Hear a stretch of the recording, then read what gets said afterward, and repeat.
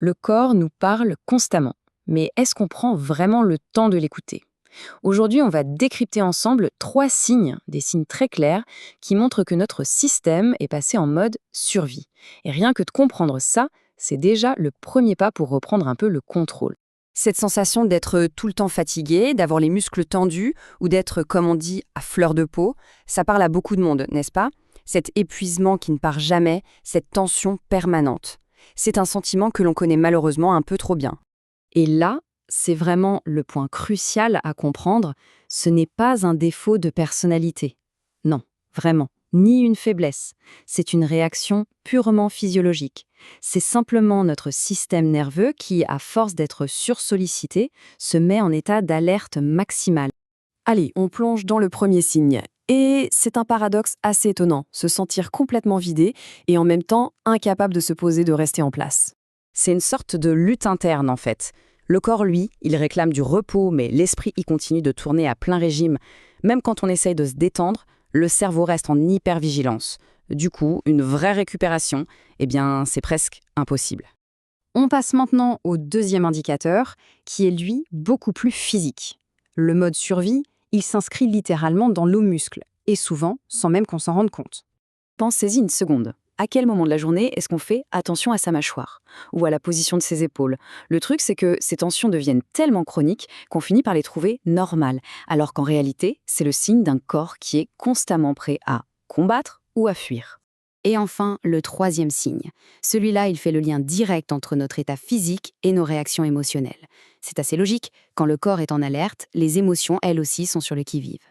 Comment ça se manifeste? Eh bien, ce sont les larmes qui montent très vite, une irritation qui explose pour un rien, ou cette tendance à tout prendre de manière très personnelle. C'est comme si notre filtre émotionnel était complètement usé. Et ça, c'est vraiment la perspective essentielle à garder en tête. Ce n'est pas de la fragilité, pas du tout. C'est la signature d'un système nerveux qui a atteint sa limite, qui est juste saturé d'informations et de stress. Bon, maintenant qu'on a identifié ces signes, la question c'est, on fait quoi? Il existe une action toute simple, un petit reset immédiat pour aider ce système nerveux en surchauffe à redescendre un peu en pression.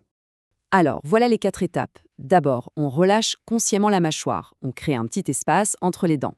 Ensuite, on laisse tomber les épaules. On les éloigne des oreilles. Troisième étape, on inspire doucement par le nez, en comptant jusqu'à 4. Et enfin, on expire encore plus lentement par la bouche, en comptant jusqu'à 6. Pas besoin d'y passer 1 heure, hein. Une seule petite minute de cette respiration consciente peut suffire à envoyer un signal de sécurité au système nerveux. Un message qui dit « Ok, tout va bien, on peut se calmer ». Et pour aider l'esprit à suivre le mouvement du corps, on peut se répéter intérieurement cette petite phrase, tout simplement « je relâche ». Ça aide à ancrer l'intention et à se concentrer sur cette sensation de détente. Alors, qu'est-ce qu'on doit retenir de tout ça? Le message fondamental, c'est surtout un changement de regard sur tous ces signaux qu'on reçoit en permanence. Et voilà, c'est ça le point crucial. Ces signes de fatigue, de tension, d'hypersensibilité, ce ne sont pas des trahisons, ce ne sont pas des faiblesses. Ce sont des messages. C'est le corps qui communique un besoin urgent de ralentir, de se réguler. C'est un dialogue, pas un combat. Et pour finir, juste une petite question pour la réflexion. En y pensant un instant, lequel de ces 3 signes, la fatigue agitée, les tensions physiques ou l'hypersensibilité émotionnelle, a tendance à se manifester le plus souvent? Juste prendre conscience de son propre signal dominant, c'est déjà la première étape essentielle pour pouvoir y répondre.